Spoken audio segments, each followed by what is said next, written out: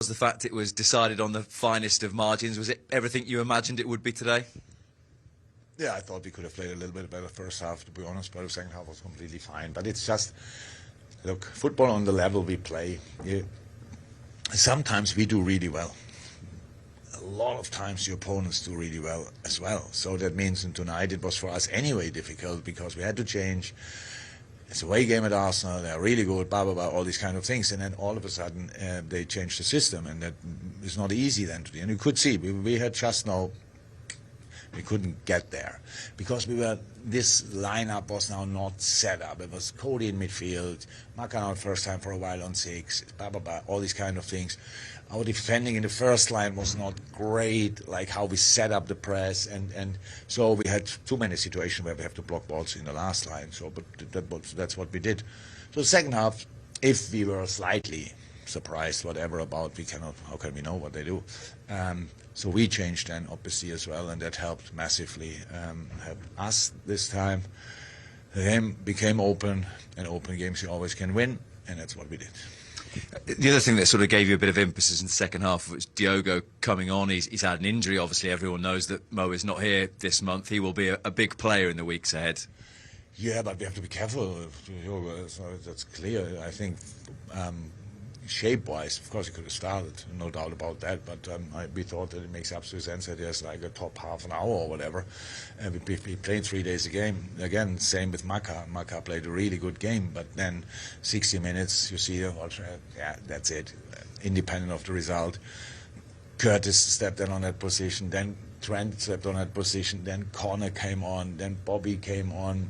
Ryan was there. They all fought so hard. And yes, Diogo obviously was involved in pretty much everything. Offensively and defensively, he was there. So the 3 up front then in the second half, the defensive work they smashed in was outstanding. So Darwin all of a sudden a super threat on the wing, these kind of things. It was just good. So I liked it a lot.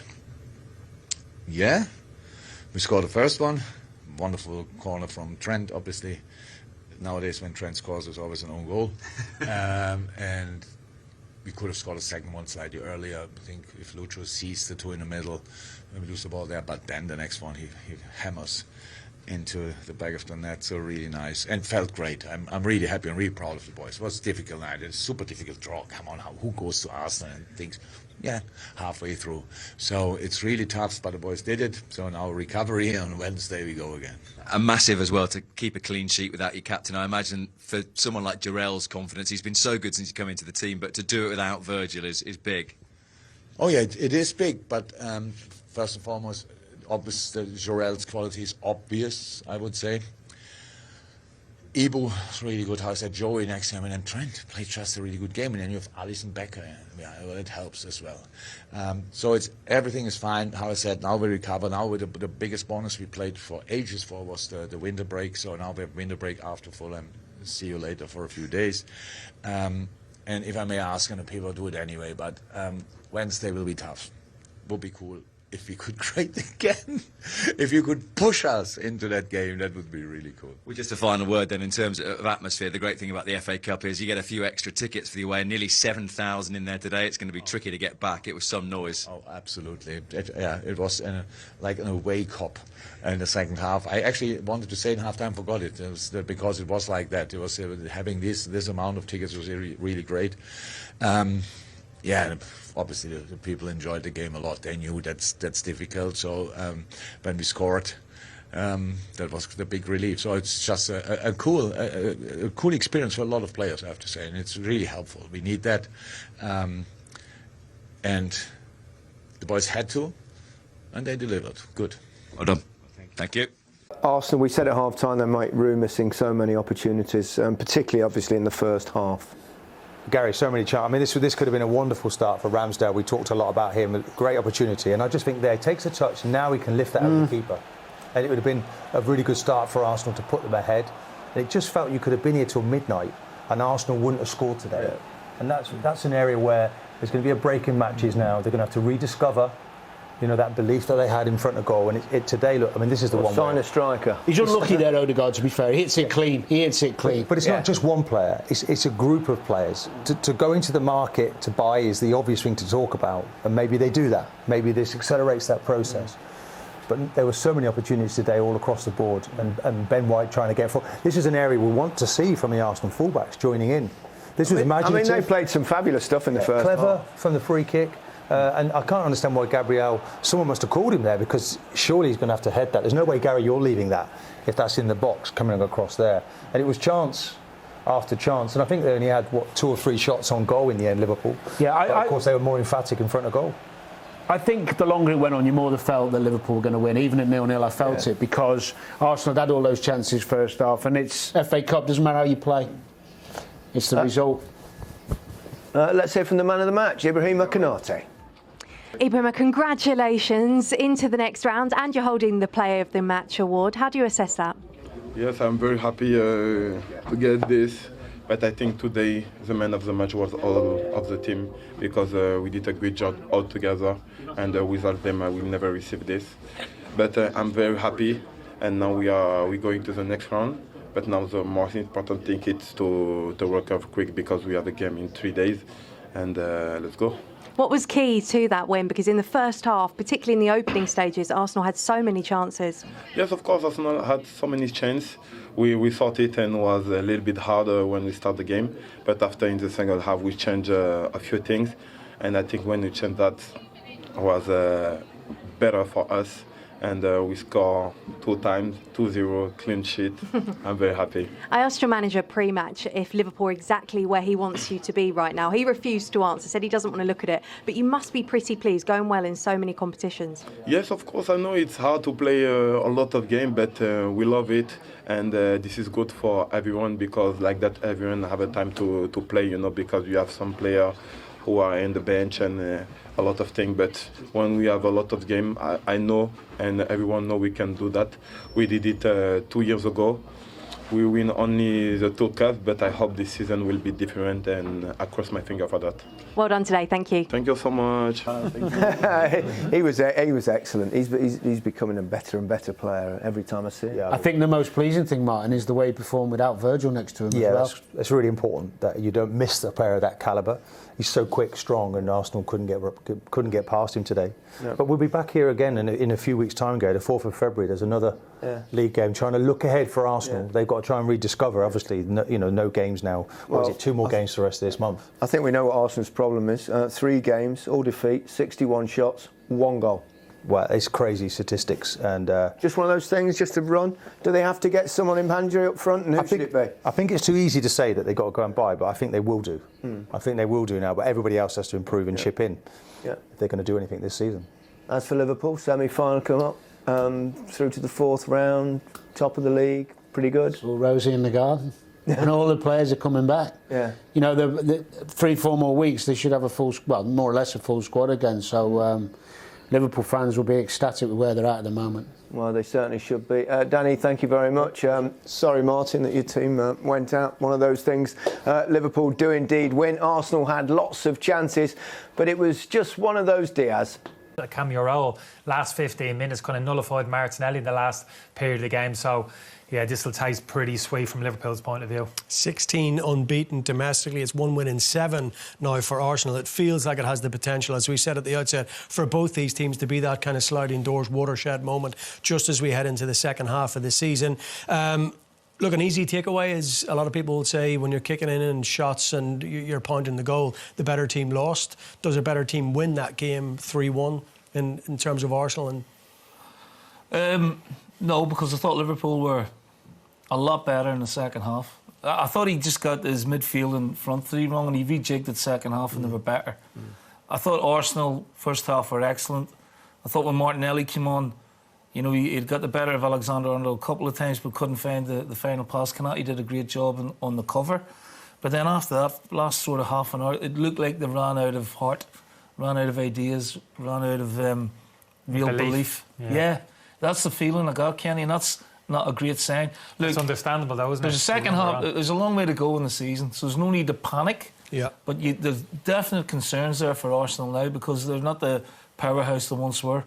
And what they needed was that early goal, or that goal to give them that lift. I thought Rice disappeared. Okay. I thought Odegaard lost his discipline. If you see him for the goal, the free kick which led to the first goal, I just thought he was too emotional. Saka was quiet second half. And all the good play in the second half came from Liverpool. And there's one thing about Liverpool, they're probably the best counter-attacking team, or one of the best counter-attacking teams in Europe. And when they do hit you on the break, they're devastating.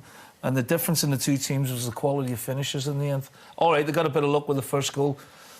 I don't know where Ramsey was going, but you have to defend set players as well as Liverpool did today. Arsenal didn't. Yeah. Or sorry, Ramsdale for the goal. He's come out and he's in no man's land, and Kivor's got the touch on. I didn't think Ramsdale needed to come. So again, there's these little indecisive moments that cost you. But ultimately, the finishing really let them down, and not clinical enough and not convincing enough.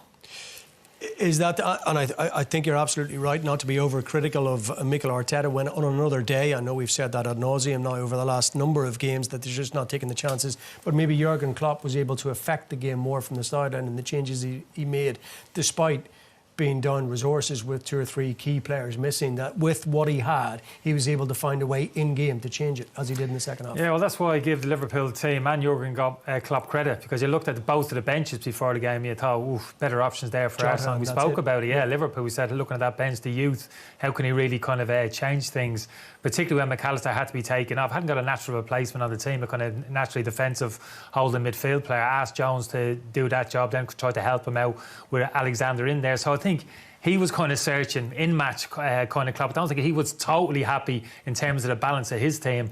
But I think what he will be happy with, and what he knows for certain 100%, this Liverpool team carries a real cutting edge high up the pitch.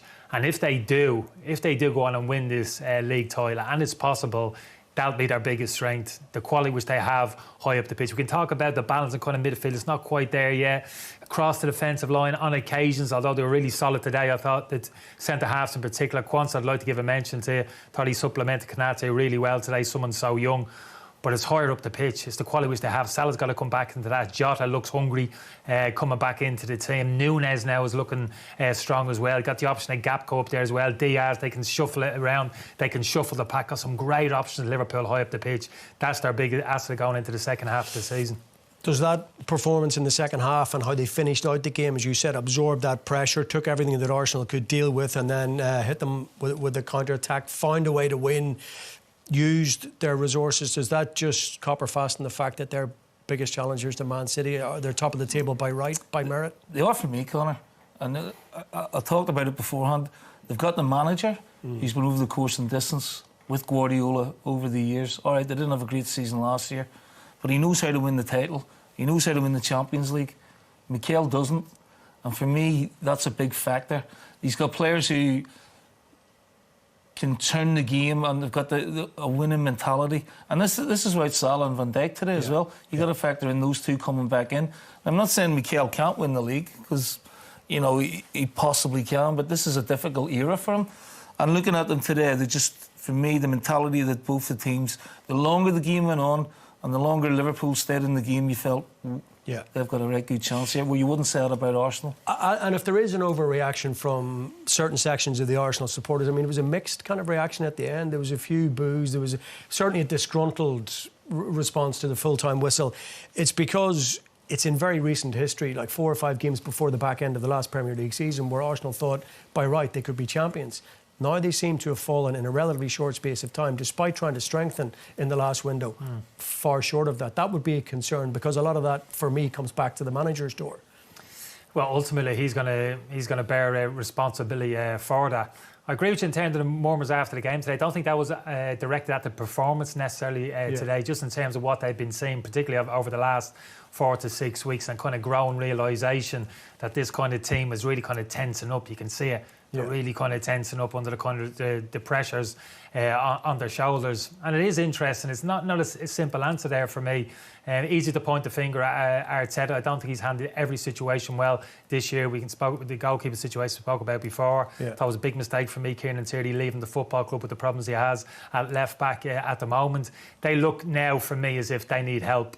He needs help. The players need help in terms of acquisitions coming into the football club, and that's easily said. 2 or 3 top-class players who can go straight into your first 11 isn't easy at this stage of the season, particularly when you have to get players out as well in relation to financial fair play. But I think that needs to happen. At the moment, hand on heart, and I tipped Arsenal to win the league at the start of the season.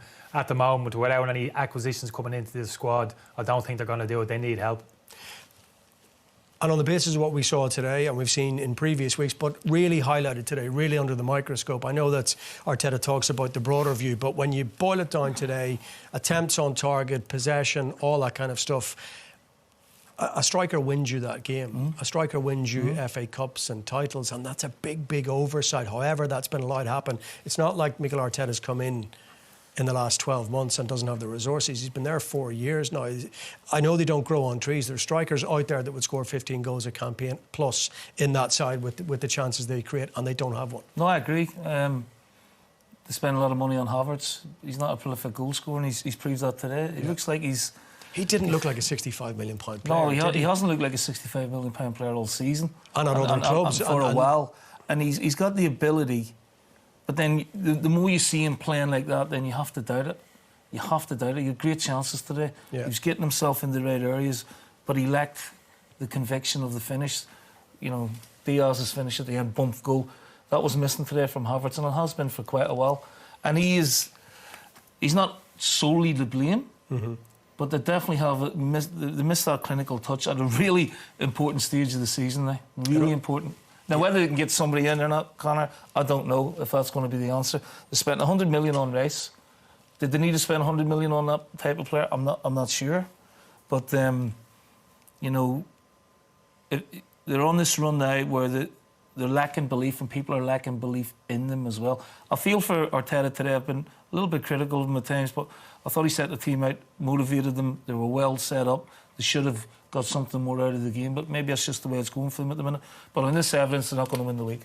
Yeah, I think most people would agree. Maybe we'll hear from Mikel Arteta when we come back. We'll also take a deep dive into just how Liverpool knocked Arsenal out of the FA Cup for the 7th time today at the Emirates. Back very shortly. In all competitions, keeping up their recent good record against the Gunners. It's now just 1 defeat in their last 12 games.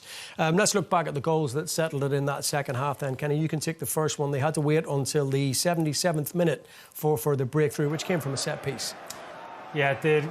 Good quality delivery from Trent, as you would expect. Arsenal clearly got enough bodies in there. Key was the key man, the Arsenal kind of left back. At first I thought, and I looked at, he's been bumped. You know, he's been pushed. He's kind of off balance when he heads this into the net. But from the angles that we're seeing, it's not really. Have a look at him here. There's nobody really near him. I don't know whether he's actually anticipating a bit of contact from behind. He kind of has that bit of a turtleneck quite at the end of it, as if he's expecting a bit of impact from behind. He's just got to be stronger there. You know what I mean? He's got to dominate that area of the penalty box. That's his job, zonal mark, and he's got to be heading that ball outside the penalty box. That's pretty weak defending from my point of view. Easy to say that we know all about the quality of Trent Alexander-Arnold from placed balls, and it's his delivery that it's fizzed in caused the consternation, but it's a soft goal, isn't it? Yeah, I mean, the way he's headed, it's almost headed at a 45 to 90-degree angle. It's going straight in. It's a great finish if you're a striker. My concern on that one is... It's a 50p head one, isn't it? Yeah, my concern on that is the goalkeeper as well. You know, he's comfort. He's nowhere near it. Yeah. And he's never getting there. And maybe that's to do, I don't know, he made a great save, I think it was from Jota, low down, when it went through Gabriel's legs. He made a fantastic save. But, you know, I'd have to question him, but I'd also have to question the defence, something on it and head it back out the way it came. Second goal then, wraps it up, and look, it's counter-attack, classic sucker punch. Yeah, they're brilliant on the counter-attack. Lovely little feed by Nunez. Look at the bodies. This is the 94th minute. Look at the bodies they've got forward. What's a finish? That's what Arsenal lacked today. Totally decisive, total belief in what he wants to do. And this man Jota, I thought, had a huge impact on the second half. They looked a far better team when he came on. Martinelli's all over the place. But look at that, just one touch, bang, top corner. And that's the difference between the teams today. And, you know, Kenny touched on it as well. You got Salah, you got Gakpo, you've got those three that are on, Diaz, Nunez and Jota. You know, that's pretty potent. Yeah. And that is quality. And that's the one thing that was missing from Arsenal's play today, that clinical finishing. Actually reminded me just watching it there, the game at Anfield a couple of weeks ago, the last minute with that breakaway from Liverpool up the pitch and Trent Alexander-Arnold, they all broke at high speed to the edge of the Arsenal penalty box then, and Trent Alexander-Arnold nearly scored a goal, rattled the crossbar. Very similar there in terms of speed of the attack, but that's what Liverpool can do to you. As you say, when they get into that situation, you can read the player's mind. It's one touch, ball out of your feet, find the top corner, real linear vision. We're going to look at some of the Arsenal chances. It's almost the opposite, isn't it? It is the opposite. An extra touch, a poor touch. Or an extra pass, not decisive enough, nowhere near clinical enough, and yet they put themselves in great positions today. And that's what will please Mikel, I think. You know, this is great defending from Joe Gomez. We're waiting to see where Alisson was going to come. Saka needs to swing his right foot at it. He's just got to hit it. He's trying to get it back on his left foot. And, you know, good defenders like Gomez. This is the one, off the training ground, beautifully worked. Gabriel's just got to... I think Gabriel leaves that instead of just throwing himself at it. Yeah. And again, brilliantly worked off the training ground. Mikel's done his homework on the back line. Here's Martinelli coming on. Again, you know, just Saka too late arriving into the box. Martinelli again, I thought, you know, give him a bit of verve early on, gets past Alexander-Arnold. But I thought he was a man mountain today, Kanati. Absolutely brilliantly. And I thought all the centre-halves played very, very well today for both teams. That's great skill again, and there's that man Kanati blocking. Kenny, what do you think yourself? Do you think he should do an Oscar Bob there and put Odegaard in round the outside? I don't mind Saka coming in and having a shot there.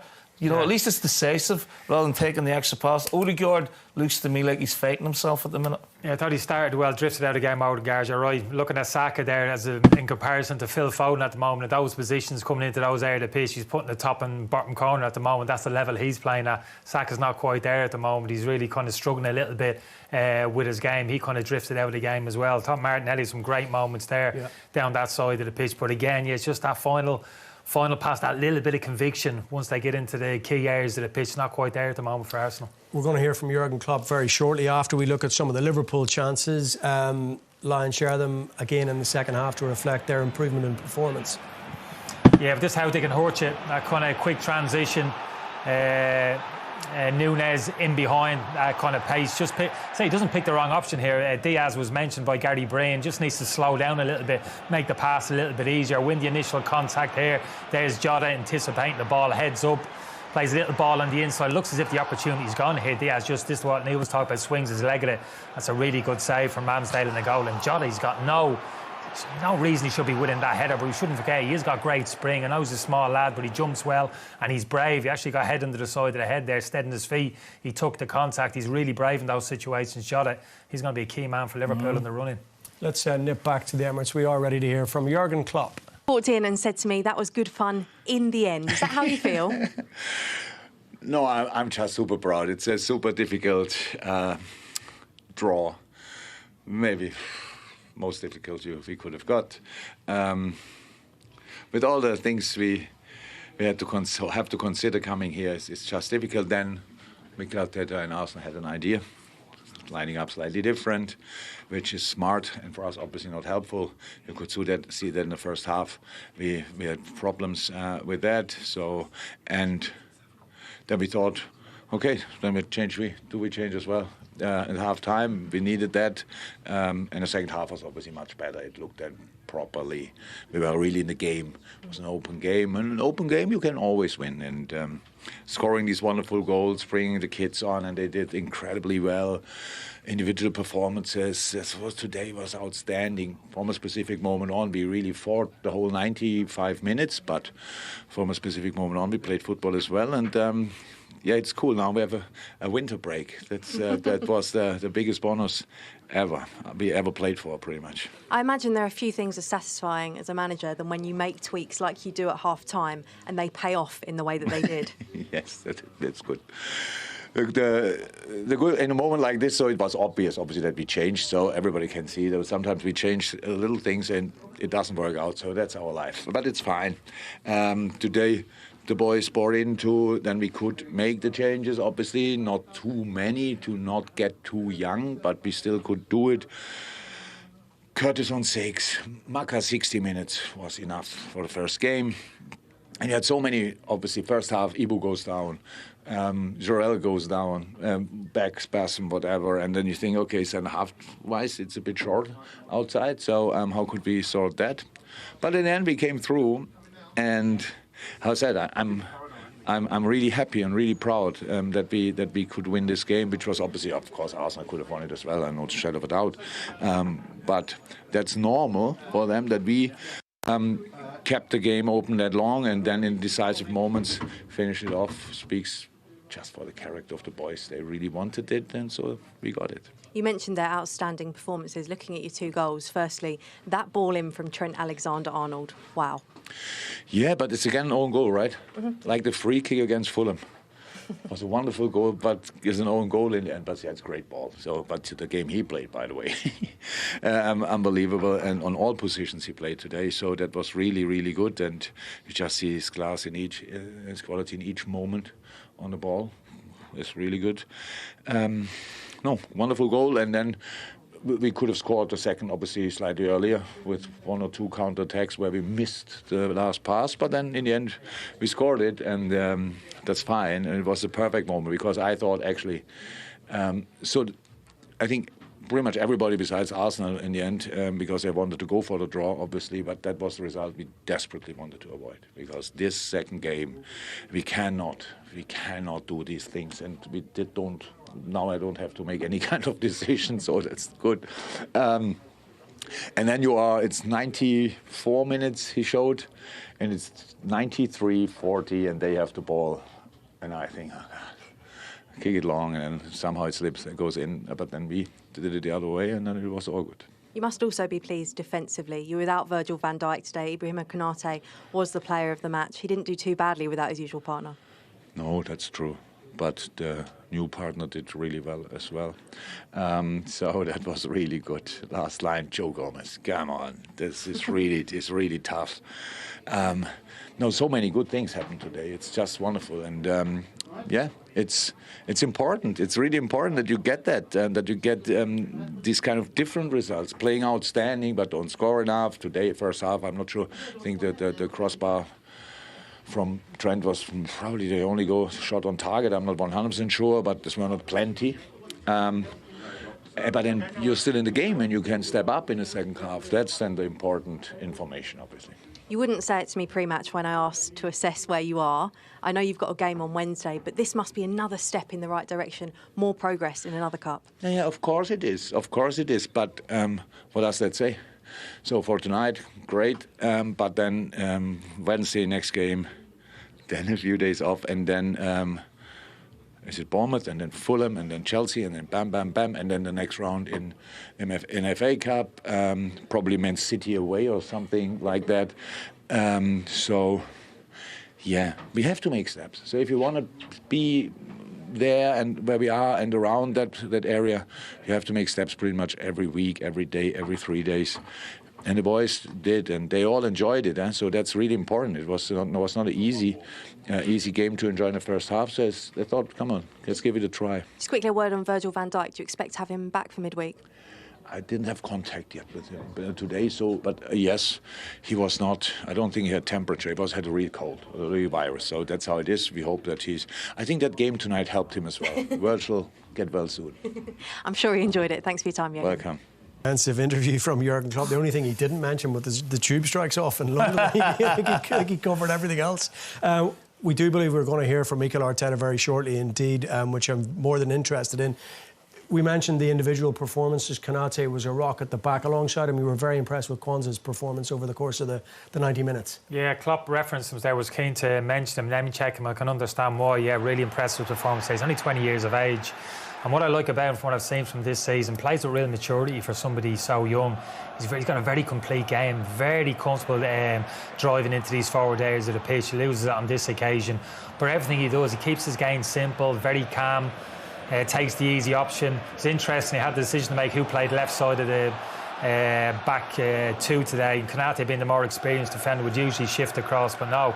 This lad took responsibilities, predominantly right-footed, but comfortable driving forward on his left-hand side. Again, looking to play the killer pass with the outside of his foot. A little bit of nonchalance, but there doesn't panic, gives it away, stays on his feet. perfect interception again. Gets all of those tackles right. Decision making's really good. Seems to read things well. Have a look here. You can see Joe Gomez has got himself caught a little bit high up the pitch. Slots into left back position. Doesn't commit himself. Stays on his feet. Buys a little bit of time for those other Liverpool players to get around on the cover.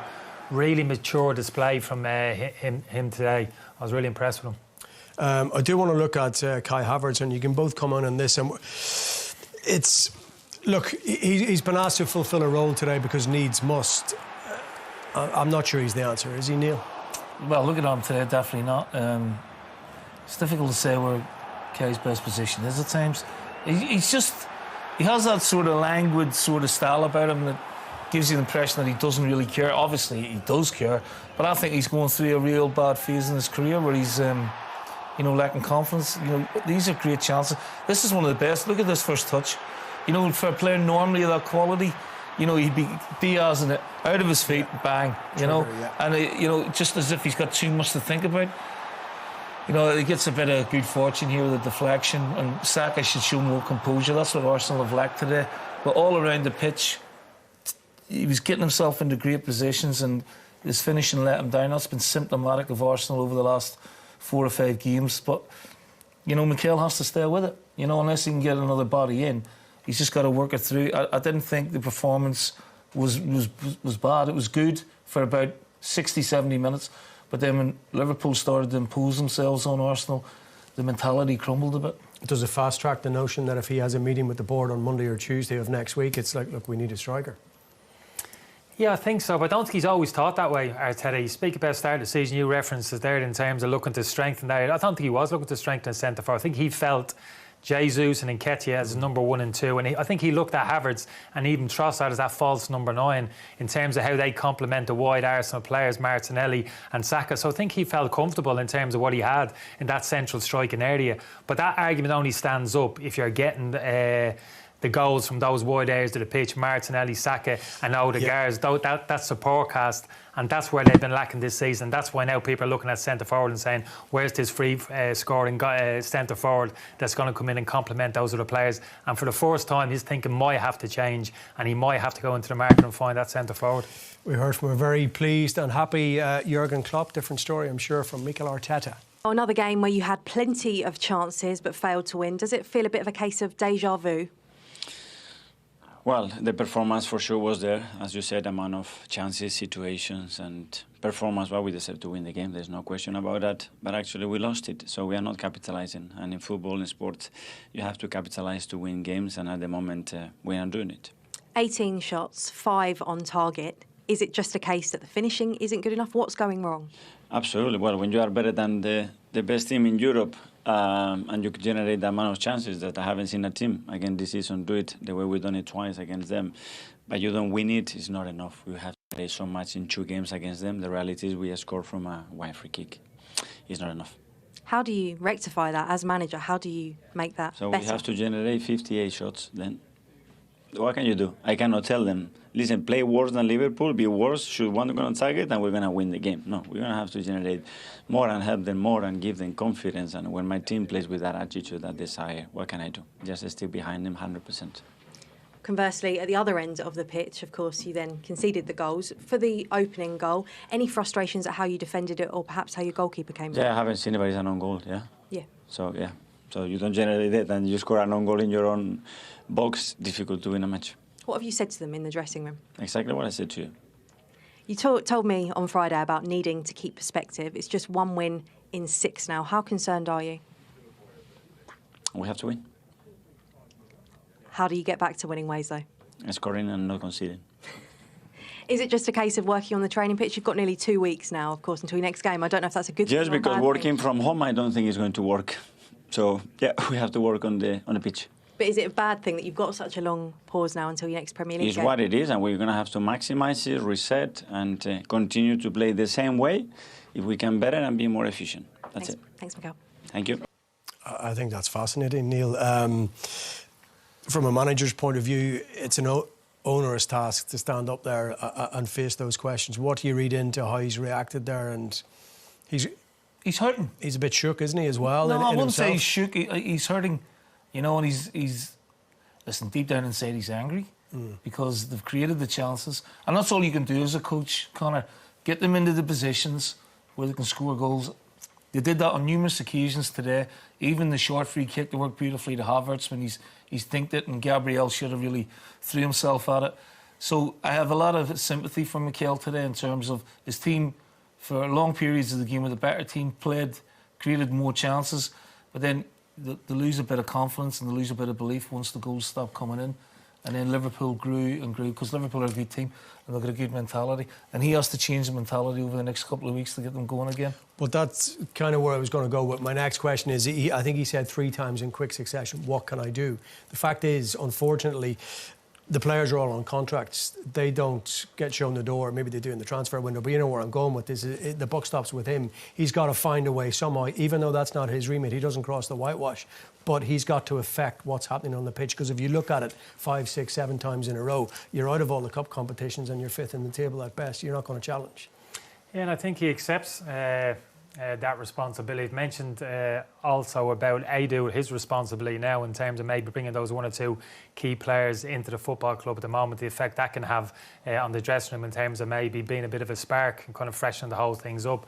There's not much you can do in these situations. Like I said, I think he's got to get into the heads of those individual players. We're all different as players. We're all different human beings. We respond to different things. A couple of them players might need an arm around the shoulder from Mikel Arteta and his coaching staff. Others might need a little bit of a shake-up, to be honest with you. Yeah. Get them into the video analysis room. Start looking at their games, individual mistakes. I don't think defensively for me they've been a little bit loose. A lot of talk about the chances they've been missing, but they can be conceding some soft goals. So rectify that. Get your defensive structure a little bit better. Those small little things, that's his job and the job of his coaching staff over the next few weeks, and slowly but surely turn this ship around. Can I ask another question then in respect of managers with your experience, Neil? Let's say, in particular to Mikel Arteta, we can have a good understanding of the way he likes the game to be played, where he's done his kind of servitude as a manager coming through, how his philosophy is reflected in that Arsenal team. He's a methodical type of manager. You don't see him making drastic changes. At some point, do Arsenal kind of lack a plan B within games like that? Or have teams figured them out? Are they predictable? Are they nice to watch? Everybody's a nice technically. On that performance today, Conor, because the difference was maybe if Arsenal go a goal up, they're going to probably win the game. Yeah. You know, and they did create the chances. They did open up Liverpool. They hit the crossbar early on. They pressed high. They were the dominant team, and lack of finishing cost them. And Mikel has a point. What can he do? He can't go and score the goals for them. Yeah. What he's doing is trying to get them into the right positions constantly. What he can work on is the mentality. You know, try to stay in the game, don't lose belief, blah, blah, blah. But when you're going through a run like this and you dominate the game for 2/3 of the game and then you concede an own goal, it sort of deflates you. Now, this is where he earns his money. Yeah. And it's all right saying, we need to bring more players in. Well, what about your recruitment in the summer then? That's got to be looked at. If you're saying the players aren't good enough now, that's on you, because you had plenty of money to spend in the summer, and we should be doing better than what we are at the minute. It feels like a hard luck story for Arsenal. They've dominated the chat. That's because that narrative is ongoing and it was reflected in the course of the performance. The final word should and rightly belongs to Liverpool today. Excellent over the course of the 90 minutes. Much improved in that second half. And are you on the same page with Neil in terms of what they can do between now and the end of the season, that they're the legitimate contenders to Man City? Yeah, at the moment, and like I said, I've had to maybe flip-flop a little bit on this, because I went for Arsenal at the start of the season, but their season's fallen apart the last kind of 4 weeks. I'm not sure they can reverse that slide, Arsenal at the moment, for the reasons that we're saying.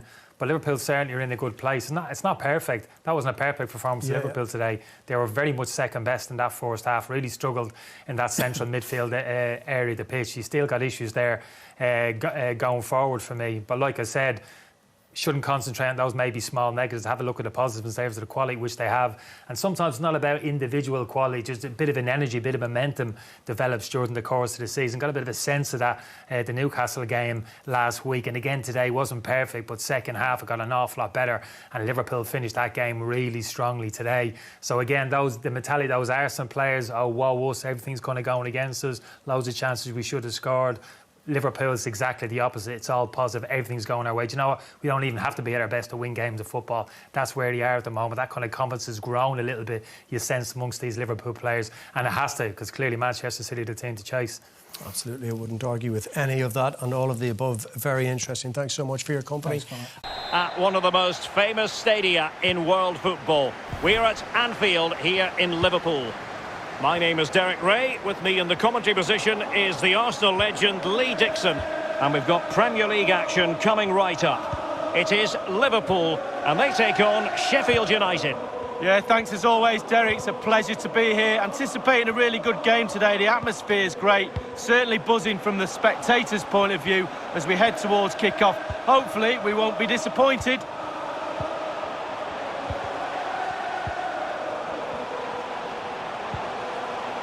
Thiago. Really vital interception here. So the starting lineup for Liverpool. Alisson begins in goal. Trent Alexander-Arnold starts with Andrew Robertson in the wide defensive areas. Sadio Mane starts with Mohamed Salah out wide. And in this tactical setup, they have just the one player in attack. He just needs to keep a cool head. Still alive.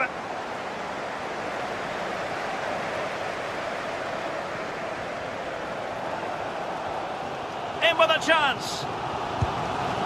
Well, it might still work out for them.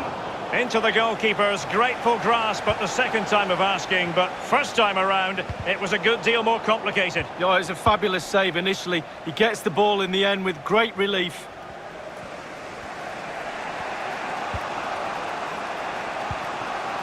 Norwood. Baldock. This looks promising out wide. Dangerous ball. Cleared away.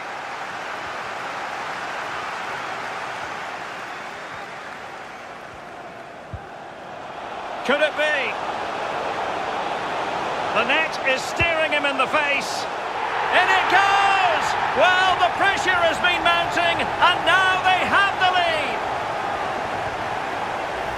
Well, let's see the replay and look at the pace at which the counter-attack happens. And because he's on his own, he collects himself and he finishes it perfectly past the keeper.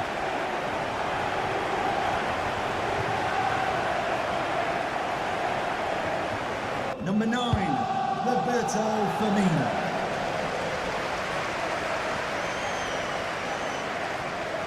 Is this the moment? In it goes! 2 goals in rapid-fire fashion and looking very comfortable here. Well, when we see this again, it is a wonderful effort, a solo effort. Got to question the defenders. They just back off him and he takes full advantage.